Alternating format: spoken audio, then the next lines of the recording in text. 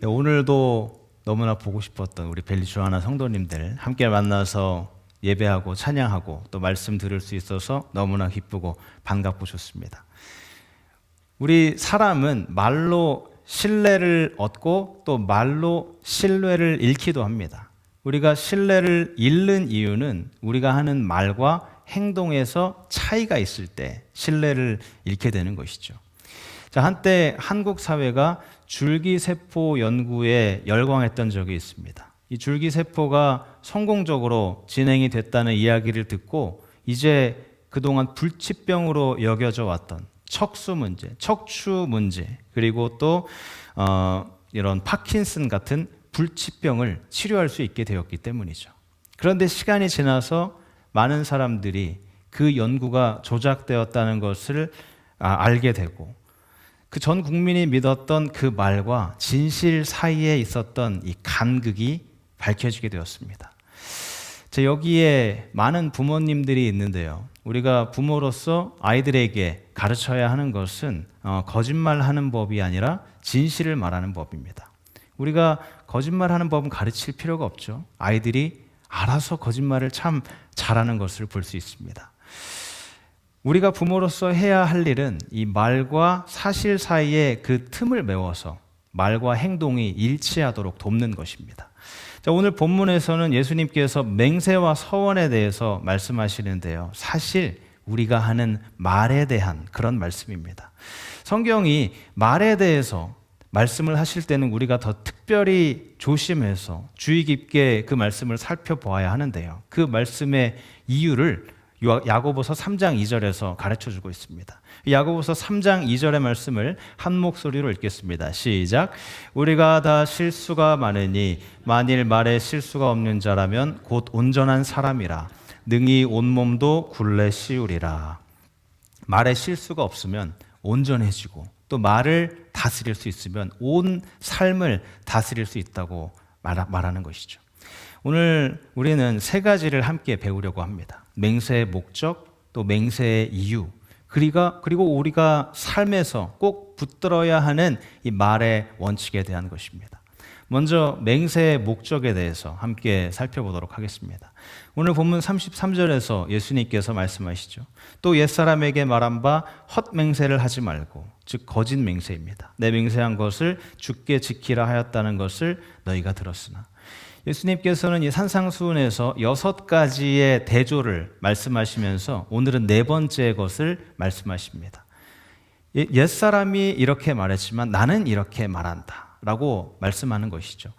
지난번에 옛사람이 살인하지 말라고 했는데 나는 너희에게 이렇게 말한다. 또 오늘 말씀에서는 옛사람이 너희가 맹세하지 말라고 이야기를 하는데 나는 너희에게 말한다. 너희 맹세를 지켜라. 거짓 맹세하지 말고 맹세한 것은 반드시 지켜라. 이렇게 말씀하는 것이죠. 예수님께서는 우리가 가지고 있는 기준보다 더 높은 기준의 것을 요구하십니다. 그러면서 겉모습뿐만이 아니라 마음속 깊은 곳까지 파고들어서 말씀하고 계시는 것이죠. 자, 우리가 먼저 분명하게 짚고 넘어가야 할 것이 있는데요. 우리가 산상수훈을 배우고 또 공부하는 이유는 구원을 얻기 위한 방법을 알기 위해서 하는 것이 아닙니다. 이미 구원받은 백성으로서 하늘나라의 백성으로서 이 땅을 살아가면서 어떻게 그 하늘나라의 성품을 가지고 살아갈 수 있느냐, 이것을 우리가 배우는 것이죠. 그 중에서도 오늘은 특별히 우리 말이 세상에서 어떤 흔적을 남겨야 하는가에 대해서 가르쳐 주는 것입니다. 제가 빨래를 기가 막히게 잘합니다. 놀랍죠? 네. 아무래도 아내가 혼자서 집안일을 다 하기는 벅차고 또 아이들 빨래가 장난이 아니게 많습니다. 그래서 최대한 시간 나는 대로 또 제가 할 수 있는 것을 도와주는 게 아니라 같이 하려고 이렇게 하고 있는데요. 그런데 제가 이제 빨래 전문가가 되었다고 자만하고 있을 때 하나님께서 교훈을 주셨습니다. 흰옷을 빨았는데 흰옷이 다 파란색이 되어서 나온 것입니다. 알고 보니까 그 흰옷 사이에 새파란 양말이 하나가 끼어들어 있는데 제가 몰랐던 것이죠. 이거 큰일 났다. 그런데 이거 혼나겠다. 그런데 이것이 아내에게 혼나는 것이 아니라 제 딸에게 혼납니다. 요즘 사춘기 딸이 아주 무섭습니다. 장난이 아닙니다. 자, 그런데 그런 빨래를 보다가 이렇게 양말 하나가 다른 온갖 빨래를 다 물들이듯이 우리 그리스도인의 말이 우리 주변에, 우리 세상을 이렇게 물들이면 좋겠다, 이런 생각을 하게 되었습니다. 예수님께서는 언제나 이 외적인 행위보다 내적인 순종을 더 중요하게 생각하십니다. 살인을 하지 않으면 된다, 살인만 하지 않으면 된다가 아니라 그 마음에 미움과 또 다툼, 분노를 말씀하시는 것이죠. 또 간음만 하지 않으면 된다가 아니라 그 마음의 음욕을 보십니다. 또 오늘 본문에서는 맹세에 대해서 말하지만 그 말, 내 안에 있는 말 자체에 대해서 말씀하시는 것입니다. 그 말이 진실인가? 그렇지 않은가? 자, 먼저 맹세가 무엇이죠? 맹세는 서약과도 같은 것입니다. 자신의 말이 진실이라는 것을 확신하기 위해서, 보증하기 위해서 더 높은 권세를 끌어들여와서 내 말이 진실이라고 믿어달라고 이야기하는 것이죠. 내 말 자체만으로는 무게가 충분하지 않기 때문에 권위를 가지고 옵니다. 그것이 바로 맹세, 서약입니다. 우리가 어렸을 때 이제 아이들이 또 엄마 아빠가 또 엄마와 아이들이 새끼손가락 걸고 약속하죠. 또 약속만 하는 것이 아니라 새끼손가락 걸고 도장도 찍고 복사도 합니다. 그리고 또 뭐가 있는데 제가 그거는 잘 모르겠어요. 그리고 또 어렸을 때 우리가 가슴에 손을 얹고 하나님께 맹세, 이렇게 이야기를 합니다. 자, 이 모든 것은 다 하나를 가리킵니다. 내 말 좀 제발 믿어달라, 이런 이야기죠. 자, 성경은 맹세에 대한 주제를 여러 곳에서 다룹니다. 오늘 말씀은 이제 구약에서 다른 살인하지 말라, 간음하지 말라와 같이 찾을 수는 없지만 예수님께서 이 모든 율법들을 다 합해서 요약해서 말씀하신 것입니다. 일단 10계명의 제3계명 레위기 19장 12절, 너희는 내 이름으로 거짓 맹세하지 말라. 그리고 다른 곳에 나오는 말씀들 민수기 또 신명기, 이 말씀들을 다 합쳐서 요약해서 말씀하는 것입니다. 하나님의 이름으로 약속을 하고 그 약속을 깨트리는 것에 대해서 굉장히 엄중하게 말씀하는 것이죠. 자, 구약에서 하나님께서 말씀하시는 것은 이런 것입니다. 너희가 나 하나님의 이름을 걸고 맹세를 했으면 그 말은 무조건 무슨 일이 있어도 지켜라, 이렇게 말씀하시는 것이죠. 자, 그 말씀을, 하나님의 말씀을 예수님께서 그대로 가지고 와서 지금 제자들에게 말씀하는 것입니다. 하나님께서 하셨던 그 말씀, 하나님의 이름으로 맹세를 했으면 그 말은 반드시 지켜야 한다. 주님께 한 맹세를 반드시 지켜라. 자, 그렇다면 이제 맹세의 기능과 목적이 과연 무엇일까요? 먼저 이 맹세는 계약을 확실하게 하는 도장과 같은 그런 기능이 있습니다. 계약을 할 때 내가 당신이 이 약속을 지킬지 안 지킬지 어떻게 알 수 있습니까? 이럴 때 이제 맹세를 함으로써 그 맹세가 확증이 되고 보증이 되는 그런 역할을 하도록 하는 것이죠. 자, 예를 들면 아브라함입니다. 아브라함이 이제 자신의 종에게 그 자신의 아들 이삭의 배우자를 찾아오라고 그렇게 요청을 하고 있습니다. 자, 이렇게 말하면서 말이죠. 나는 내 아들 이삭이 이 가나안에 살고 있는 여인과 결혼하는 것을 원하지 않는다. 내 종 너는 이제 가서 내 고향으로 가서 내 아들 이삭을 위한 그 배우자를 찾아오라. 자, 이렇게 이야기를 합니다. 자, 그런데 이때 아브라함이 자신의 종이 자신의 말을 지킬지 안 지킬지 어떻게 알 수 있죠? 바로 맹세를 통해서, 이때 맹세가 나오는 것입니다. 창세기 24장 2절 3절을 보시면 아브라함이 자기 집 모든 소유를 맡은 늙은 종에게 이르되 청하건대 내 허벅지 밑에 내 손을 넣으라. 내가 너에게 하늘의 하나님 땅의 하나님이신 여호와를 가리켜 맹세하게 하노니. 자, 아브라함이 허벅지 아래에 손을 넣는 이 관습적인 제스처를 하게 함으로써 하나님으로 맹세하라고 요구합니다. 그때 하나님께서 이 약속의 보증이 되어주시는 것이죠. 이렇게 맹세를 함으로써 아브라함과 종 사이의 계약의 그 도장이 확실하게 찍히는 것입니다. 또 맹세의 기능은 분쟁을 해결하는 그런 역할을 하기도 했습니다. 예를 들면 또 아브라함입니다. 창세기 21장을 보시면 아브라함이 그랄 왕 아비멜렉과 분쟁이 있었습니다. 자, 그랄 왕 아비멜렉이 아브라함에게 이야기를 합니다. 너가 지금 땅을 파서 가지고 있는 그 우물은 내 것이다. 그런데 아브라함이 이야기를 합니다. 아니다. 내가 땅을 파서 내 양을 먹이기 위해서 우물을 만들었기 때문에 이것은 내 것이다. 또 아비멜렉이 이야기합니다. 아니다. 그것은 내 땅에 있기 때문에 내 것이다. 그런데 이때 이 둘이 서로 맹세를 합니다. 31절을 보시면 두 사람이 거기서 서로 맹세하였으므로 그것을 부엘세바라 이름하였더라. 이런 것이죠. 내가 맹세하건대 내가 이 우물을 팠고 이 우물에 대한 값을 양으로 너에게 지불하겠다. 이렇게 맹세를 통해서 분쟁을 해결하기도 했습니다. 자, 또 나쁜 맹세도 있습니다. 대표적인 예가 바로 헤롯 대왕이죠. 헤롯 대왕이 이제 연회를 열어서 자신의 딸 살로메가 이제 춤을 추게 됩니다. 그 춤이 너무 마음에 들어서 이제 살로메에게 이런 약속을 하게 되죠. 마태복음 14장 7절입니다. 헤롯이 맹세로 그에게 무엇이든지 달라는 대로 주겠다고 약속하거늘 그때 살로메는 세례 요한의 머리를 쟁반에 담아서 달라고 요청을 합니다. 아주 성급하고 잘못된 맹세였죠. 또 사사기 11장에 나오는 입다의 서원도 있습니다. 암몬과의 전쟁을 앞두고 입다가 이렇게 이야기를 합니다. 사사기 11장 30절 그가 여호와께 서원하여 이르되 누구든지 내 집문에서 나와서 나를 영접하는 그는 내가 그를 번제물로 드리겠나이다. 아주 경솔한 서원이었죠. 전쟁을 마치고 그 입다를 맞이한 것은 바로 그의 외동딸이었습니다. 자, 이처럼 맹세는 계약을 확증하고 또 분쟁을 해결하는 그런 기능이 있습니다. 자, 오늘 우리 사회에서는 그렇게 맹세를 하지 않죠. 왜냐하면 맹세를 해도 서로를 잘 믿지 못하기 때문입니다. 그렇기 때문에 변호사가 있고 또 공증이 있고 서명이 있는 것이죠. 자, 그렇다면 이제는 예수님께서 왜 도대체 이 말씀을 하셨는지 그 이유에 대해서 함께 살펴보겠습니다. 자, 첫 번째 이유는 우리 모두가 다 거짓말장애이기 때문입니다. 우리는 거짓말을 잘하고 또 과장을 잘하죠. 제가 어떤 사람이 저에게 이런 말을 한 적이 있습니다. 그분이 이제 낚시를 굉장히 좋아하시는데 저에게 한때 이런 말을 했습니다. 내가 고기를 잡았는데 그 고기가 집채만 했다. 진짜 집만 하진 않죠.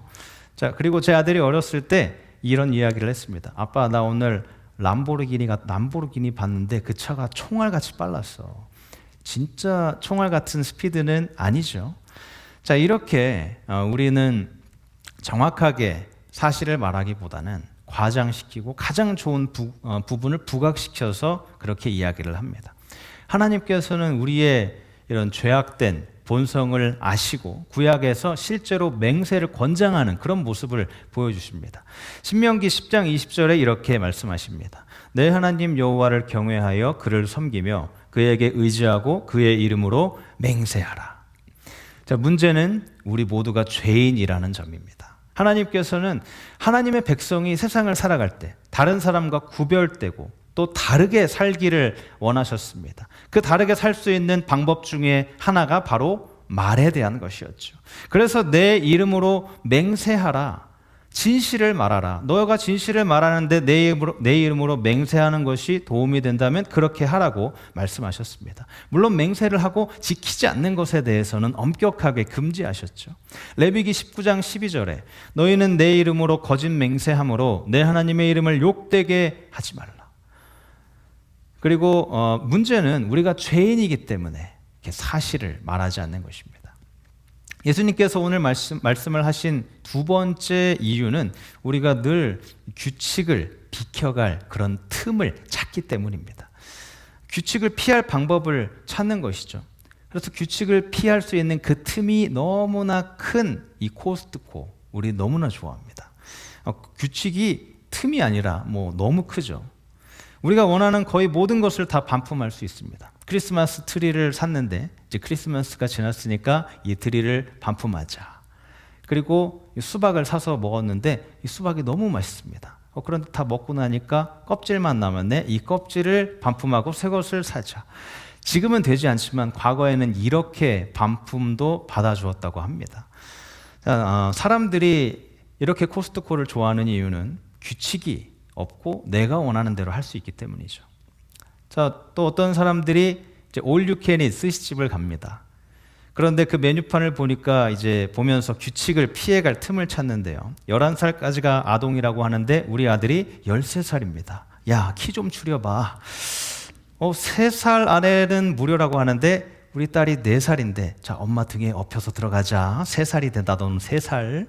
자, 이렇게 규칙을 피할 틈을 찾습니다. 왜 그렇죠? 우리가 죄인이기 때문입니다. 자, 예수님 시대에도 이 종교 지도자들은 이 맹세를 해도 피할 수 있는 그런 규칙을 만들어냈습니다. 먼저 이들 모두는 하나님으로 맹세를 하면 그것은 무조건 지켜야 한다는 것에는 기본적으로 다 동의를 했습니다. 그런데 문제는 이 빠져나갈 틈을 만드는 것이죠. 어떻게 하냐 하면 맹세나 서약을 하는데 하나님의 이름이 아니라 그보다 더 밑에 있는 것, 땅이나 예루살렘이나 또 자신의 머리를 걸고 맹세를 하면 그 약속을 지키지 않아도 되도록 만든 것입니다. 이렇게 거짓말을 할 수 있도록 체계를 만든 것이죠. 이 유대인의 많은 율법들이 있는데요. 그 율법을 설명해 놓은 미시나라는 책이 있습니다. 그 미시나라는 책에 율법에 대해서, 이 맹세에 대해서 아주 세세하게 기록을 해 놓았는데요. 예를 들면 예루살렘을 향해서 맹세를 하면 그 맹세는 반드시 지켜야 되는데 예루살렘을 두고 맹세를 하면 그 맹세는 꼭 지키지 않아도 된다. 이렇게 기록을 한 것이죠. 자, 이렇게 편법을 실제로 기록을 해 놓았습니다. 굉장히 정교해 보이지만 그 핵심은 빠져나갈 구멍을 찾는 것이죠. 그래서 예수님께서 이렇게 말씀하십니다. 너희가 말을 하고 그 약속을 하고 빠져나갈 구멍을 만들기 위해서 온갖 체계를 만들어 놓았구나. 종교 지도자들이 했던 것을 정확하게 이제 말하자면 그 삶의 구역을 나눈 것입니다. 이 부분은 하나님이 오셔도 되는 공간인데 저 부분은 하나님 절대 들어오실 수 없어. 자, 이렇게 구역을 나눈 것이죠. 그런데 재미있는 것은 오늘 본문에 기록된 맹세에 대한 그 헬라어를 이제 한국말로 번역하면 울타리라는 말이 있습니다. 제한 구역을 만드는 것이죠. 자, 저는 개인적으로 이렇게 종교 지도자들처럼 제가 제 스스로 이 삶 안에 울타리를 만들게 될까 봐 항상 두렵고 또 그렇게 조심하는 마음을 가지고 살고 있습니다. 자, 예를 들어서 우리는 이제 하나님을 가족 안으로 초청을 합니다. 하나님, 우리 가족에 들어오셔서 우리 가족을 지켜주시고 또 인도해 주시고 제 아이들을 하나님의 말씀으로 또 양육해 주옵소서. 그런데 이런 경우가 있습니다. 하나님, 내 사업에는, 내 일에는 하나님 들어오실 수 없습니다. 그곳에는 내가 울타리를 세워놓았기 때문입니다. 내 재정 주변에도 나는 울타리를 세워놓고 이곳에는 하나님 절대 못 들어오십니다. 자, 또 다른 경우가 있죠. 하나님, 저는 주일은 하나님께 온전히 다 드리겠습니다. 주일 12시 시작하는 순간부터 마지막 그 시간까지 모든 것은 다 주님의 것입니다. 그런데 이 주일 빼고 나머지 날은 다 저의 것입니다. 이 부분은 하나님 터치하실 수 없고 절대 들어오실 수 없습니다. 자, 이렇게 울타리를 치고 구역을 나누고 하나님이 들어오지 못하는 공간을 만든 것이죠. 이것이 바로 바리새인들과 종교 지도자들이 했던 일입니다. 예수님께서 이런 생각을 오늘 본문 34절에서 36절 완전히 무너뜨리십니다. 본문 34절, 도무지 맹세하지 말지니 하늘로도 말라 땅으로도 말라 예루살렘으로도 말라 내 머리로도 말라. 너희가 하늘에 맹세하냐? 그곳은 하나님의 보좌다. 너희가 땅에 맹세하냐? 그곳은 하나님의 발등상, 하나님의 발판이다. 너희 예루살렘으로 맹세하느냐? 그곳은 왕의 성이다. 너의 머리로 맹세하느냐? 너는 머리카락 하나도 검게 하거나 희게 할 수 없다. 자, 이 말씀은 이런 뜻이죠. 너희 삶에 하나님을 배제할 수 있는 공간은 아무것도 없다. 하나님께서는 모든 것 안에 계시고 모든 것 위에 계신 분이십니다. 우리가 아무리 노력해서 울타리를 세우고 담을 세우려고 해도 하나님을 못 들어오게 하실 수 있는 방법은 하나도 없습니다. 예수님께서는 이런 생각을 완전히 무너뜨리십니다. 자, 우리가 만약 우리 삶 속에 이런 울타리를 세우고 또 담을 세우고 공간을 만들어서 하나님, 여기는 들어오셔도 되지만 이곳은 절대 안 됩니다. 이렇게 삶의 영역을 나누어서는 안 됩니다. 예수님께서 그것을 막으십니다. 자, 오늘 이 말씀을 통해서 예수님께서 우리에게 무엇을 가르쳐 주시는 것일까요? 자, 먼저 첫째로 맹세해도 괜찮다입니다. 맹세해도 괜찮다. 그런데 어떤 종교 단체들은 이 구절을 보고 예수님께서 말씀하셨으니까 절대 맹세를 해서는 안 된다고 말하는 그런 단체들도 있습니다. 대표적인 단체가 바로 퀘이커 교도들인데요. 이들은 예수님께서 맹세하지 말라고 하셨으니까 법정에 그 듀리 하는 거 있죠. 법정에서 하는 거, 선서하는 것, 이런 배심원으로 가서 선서를 하는 것도 절대 맹세를 하지 않는다고 합니다. 그런데 예수님께서 말씀하시는 것은 그런 맹세를 하는 것이 아니죠. 말하는 것이 아니라 이 삶의 구역을 나누는 것에 대한 말씀을 하신 것입니다. 삶 속에서 울타리를 세우지 말아라. 자, 우리가 맹세를 해야 될 때가 있죠. 대표적인 것이 바로 우리가 결혼할 때입니다. 결혼식에 많은 사람들 앞에서 무엇보다도 하나님 앞에서 맹세, 즉 서약을 합니다. 또 결혼식 말고 제가 20대 때 했던 그 서약이 생각이 납니다. 주님, 저의 삶을 주님께 드리고 싶습니다. 저의 삶을 사용해 주시고 주님을 위해 내가 헌신하는 삶을 살기로 서약하겠습니다. 자, 이렇게 맹세나 서약을 하는 것은 괜찮고 실제로 하나님도 서약을 하셨습니다. 히브리서 6장 13절을 보시면 하나님께서 아브라함에게 약속하실 때입니다. 하나님보다 더 큰 존재가 없기 때문에 스스로를 두고 맹세하시면서 아브라함에게 이렇게 말씀하셨습니다. 내가 반드시 너에게 복주고 복주며 너를 번성하게 하고 번성하게 하리라. 하나님도 이렇게 맹세하고 서약을 하셨고요. 또 바울도 맹세했습니다. 로마서 1장 9절을 보시면 이렇게 말하죠. 내가 내 심령으로 섬기는 하나님이 나의 증인이 되시거니와 항상 내 기도에 쉬지 않고 너희를 말하며. 이 바울은 하나님의 권위를 소환하면서 맹세하면서 하나님의 권위에 의지하면서 말합니다. 내가 여러분을 위해서 내 마음을 품고 여러분을 위해서 간절하게 기도하고 있다는 것을 꼭 믿어달라. 자, 심지어 예수님도 맹세를 하셨습니다. 대제사장 가야바에게 신문을 당하실 때였는데요. 마태복음 26장을 보시면 가야바가 예수님에게 묻습니다. 63절. 내가 너로 살아계신 하나님께 맹세하게 하노니 내가 하나님의 아들 그리스도인지 우리에게 말하라. 그때 예수님께서 말씀하시죠. 내가 말하였느니라. 예수님도 맹세를 해야 하는 순간이라는 것을 깨닫고 너가 이미 말했다. 이렇게 말씀하신 것이죠. 맹세나 서약하는 것은 괜찮습니다. 이 핵심은 그 말에 진실이 담겨 있느냐, 그렇지 않느냐이죠. 자, 두 번째로 배울 수 있는 원칙이 있는데요. 늘 정직하게 말하는 것입니다. 예수님께서 37절에 이 하신 말씀을 세번역 성경으로 한번 보겠습니다. 너희는 예 할 때에는 예라는 말만 하고 아니요 할 때에는 아니요라는 말만 하여라. 이보다 지나치는 것은 악에서 나오는 것이다. 이 말씀이 무엇이죠? 진실만을 말하라는 뜻입니다. 진실을 말할 때는 맹세 같은 것을 더 할 필요가 없죠. 평소에 하는 말이 정직이 담겨 있으면 맹세 같은 것을 전혀 할 필요가 없습니다. 자, 성경은 거짓말을 피해야 하는 구절들이 굉장히 많이 있습니다. 대표적인 것이 다윗이 했던 그 시편 119편 거짓의 길을 내게 치워주소서. 그리고 시편 120편에서 또 이렇게 말합니다. 여호와여 거짓된 입술로부터 내 영혼을 구원하소서. 잠언 6장을 보시면 하나님께서 굉장히 싫어하시는 그 7가지가 있는데 그 중에 하나가 바로 거짓된 혀라고 말씀하십니다. 그렇게 하나님께서는 거짓된 혀를 싫어하시기 때문에 우리가 항상 정직하게 말을 해야 하는 것입니다. 그런데 이것은 쉽지 않죠. 절대 쉽지 않습니다. 그렇기 때문에 우리가 한 문장씩 그렇게 노력하는 것입니다. 그리고 또 성령님께서 내 입술을 주장해 주십시오라고 기도하면서 말하는 것입니다. 1초만이라도 말하기 전에 1초만이라도 주님, 오늘도 제 입술에서 진실이 나가게 하시고 거짓을 치워주옵소서. 이렇게 성령님께 맡기면서 기도하는 것입니다. 자, 마지막 원칙입니다. 맹세 없어도 믿을 만한 사람이 되는 것입니다. 자, 사람들은 말보다 먼저 내 삶을 봅니다. 내가 예스라고 하면 그렇다고 받아들이고 또 노라고 하면 아니라고 받아들이는 것. 자, 그렇게 되기 위해서는 내 평소의 그런 말, 평소의 그런 말이 평소에 인품과 행동에 일관성이 있어야 합니다.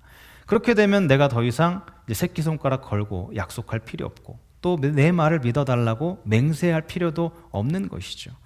내가 약속을 지키는 사람으로 알려진다면 그것으로 이미 충분하기 때문입니다. 그런데 저는 이 기준에 끊임없이 미치지 못합니다.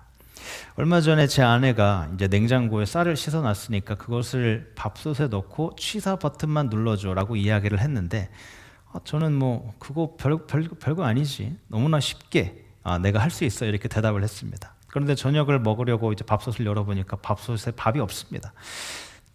제가 잊어버리고 안 한 것이죠.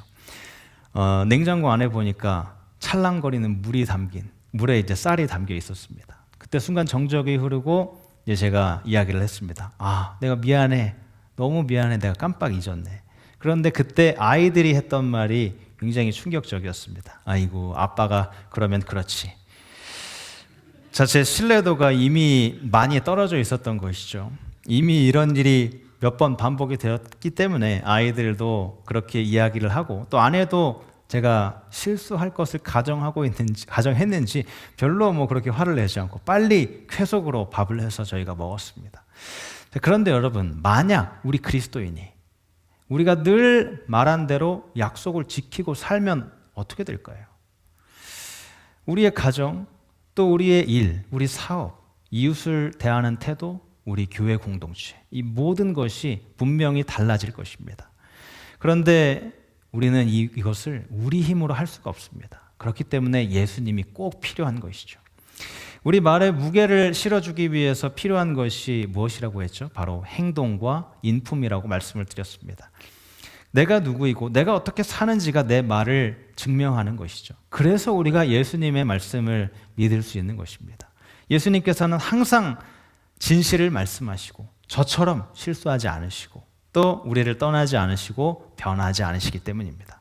예수님의 인품과 행동이 완전하시기 때문에 그 말씀을 100% 우리가 신뢰할 수 있는 것이죠. 다윗은 시편 15편 1절에서 누가 거룩한 산에 오르고 여호와의 성막에 거할 수 있느냐, 이것을 물으면서 그 특징 중에 하나로 2절에 마음으로 진실을 말하는 사람이라고 이야기를 합니다. 그만큼 하나님께서는 우리가 진실을 말하고 그 말대로 행동하는 것을 기뻐하신다는 뜻이죠. 여러분과 여러분 가족에게 드리는 권면으로 오늘 말씀을 마무리하려고 합니다. 우리는 청소년들과 젊은 사람들이 이 절대적인 진리를 믿지 않는 시대를 살아가고 있습니다. 믿지 않는 가정을 말할 것도 없고요. 또 믿는 가정조차도 그런 절대적인 진리를 믿지 않는 자녀들이 있습니다. 그 이유가 무엇일까요? 혹시 그 부모가 자신이 말한 대로 행하지 않고 말한 대로 살지 않아서가 아닐까요? 그래서 자녀들이 진실이 무엇인지 혼란스러워하며 그 진리를 믿지 않을 수도 있습니다. 제가 말하고 싶은 것은 부모가 자녀에게 그래 라고 말했을 때 그 대답이 곧바로 믿고 기대해도 되는 약속인가? 이 질문을 내 자신에게 해보셨으면 좋겠습니다. 반대로 아니라고 했을 때 그 아니라는 말이 몇 번 안 된다고 했을 때 진짜 안 되는 것이 아니라 처음 아니라고 했을 때 분명한 경계가 세워지는지, 우리 자녀들이 그 경계에 순종하는 순간 자녀들은 하나님께서 어떤 분이신지 신실하심과 선하심을 그 부모를 통해서 조금이나마 맛보게 될 것입니다. 부모님들께 우리 권면드립니다. 여러분의 입술에 정직함이 있으시기를 바랍니다. 그리고 결혼 생활에 대해서 생각해 보셨으면 좋겠습니다. 많은 분들이 결혼을 하고 시간이 오래 지나면 내가 사랑 때문에 사는 것이 아니라 정 때문에 산다. 그냥 오래 살았으니까 같이 사는 거지. 이렇게 이야기를 합니다. 그렇지만 이 식어버린 사랑, 이 사랑도 다시 한번 피어오르게 할 수 있습니다. 결혼이라는 그 씨앗에 물을 주는 한 가지 방법은 처음에 여러분이 하나님께 드렸던 그 서약, 그것을 기억하는 것입니다. 여러분이 결혼할 때 하셨던 그 서약, 내가 좋을 때나 나쁠 때나 병들 때나 건강할 때나 힘들 때나 좋을 때나 또 부유할 때나 가난할 때 오직 당신만을 사랑하겠습니다. 남편과 아내 여러분, 그 맹세를 기억하십니까? 오늘 다시 되새기시고 실천하시기 바랍니다.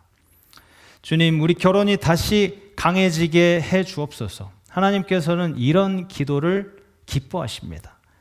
그리고 그렇게 기도할 때에 하나님께서는 무너진 가정을 다시 회복시키시고 다시 한번 사랑을 불타오르게 해주십니다. 그러므로 오늘 결단하셨으면 좋겠습니다. 가정에서부터 내가 말한 대로 살고 말한 대로 행동하겠다.